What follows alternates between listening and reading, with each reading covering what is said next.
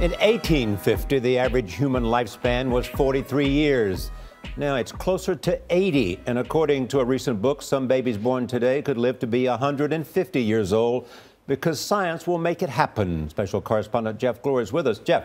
Charlie, good morning. We learned that Silicon Valley is the center of this new golden age of aging, cutting-edge research, and committed billionaires with plenty of cash. So that's where we traveled. The more you look into it, the more you find. Sonia Arrison admits the inspiration for her latest book came from an unlikely source. The Swan is back. Reality TV. I sort of flipped on halfway through, and there's this man and this woman on the edge of their bed crying because they were so happy that they had changed their lives, just getting new clothes and new teeth and a bit of liposuction. At that point, it kind of hit me where I'm like, wow, I wonder what else you could do with technology to change your life. 8 years of research later, she published 100 Plus, a book that reads like science fiction, but isn't. According to Arrison, we're experiencing a longevity revolution, which means pretty soon, triple-digit lifespans won't be special, they'll be standard. You think it's possible some of the people born today will be living to 150? Yes, absolutely. I think my son has a good chance of living to 150, and he's 2.5 right now.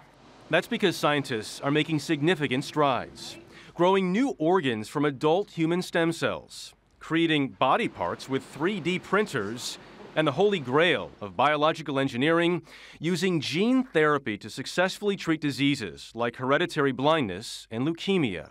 But all of that takes money. A lot of it. I was 3 years old and first heard about it. Venture capitalist Peter Thiel is among a handful of billionaires financing the front lines of this battle. He considers death a problem that can be solved. There are all these people who say that the death is natural, that it is just part of life, and I think that that nothing could be further from the truth. I think it is the opposite of life. Do you think you're closer to solving that problem? There's every reason to expect that we'll make tremendous progress on this. Progress that could lead to breakthroughs. Like when microbiologist Cynthia Kenyon discovered that by mutating one gene in a species of small worms, their lifespan could double. The hope is that we can make a drug that would replicate in humans so that it would allow humans to stay young longer as well. To develop this anti-aging drug for humans, Dr. Kenyon relies largely on donors like Thiel, as her specialty is still considered fringe science. Out of the $31 billion the National Institute of Health distributed in 2009, only $164 million went to biological aging research.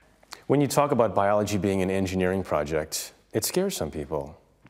Yes, that terminology might scare people. Some people are worried that we're going to create designer humans or something like that.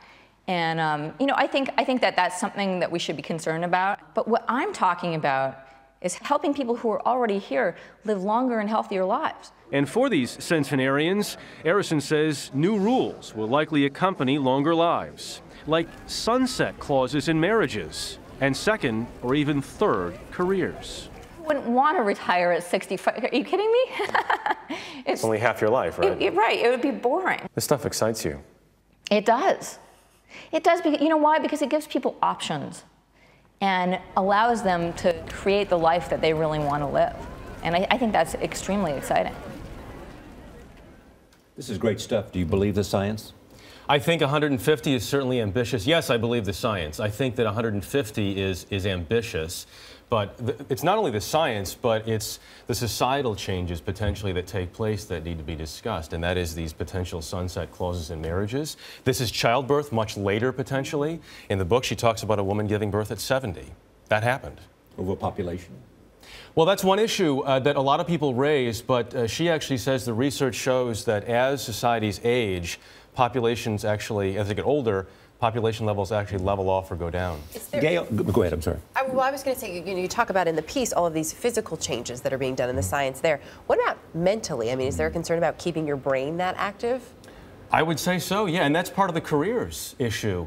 And we're talking about second or even third careers, and that is maybe taking a long sabbatical, what we used to call retirement, and then going back into the workforce at 90, taking another job. But Gail had raised the issue when we talked about this, as long as you could be in control of all your faculties. Lucid and coherent, yes. Right, I think that's it, and I think one of the issues here is, I mean, she looks at it almost like fixing a car, and that is one part of it breaks, and you fix it, you put it back on the road, and that is, in this case, one part of your body breaks, you fix it.